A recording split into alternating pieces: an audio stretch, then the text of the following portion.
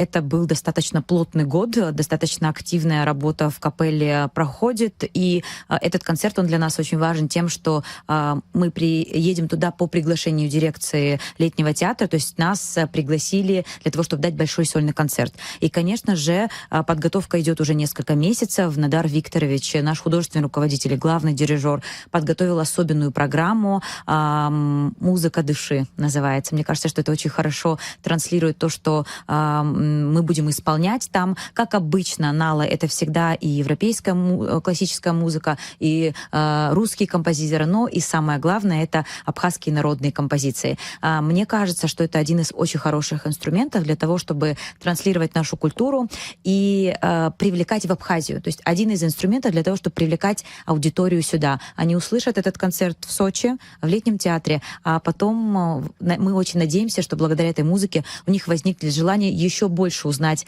абхазскую душу, услышать абхазскую музыку, и они приедут к нам в Абхазию.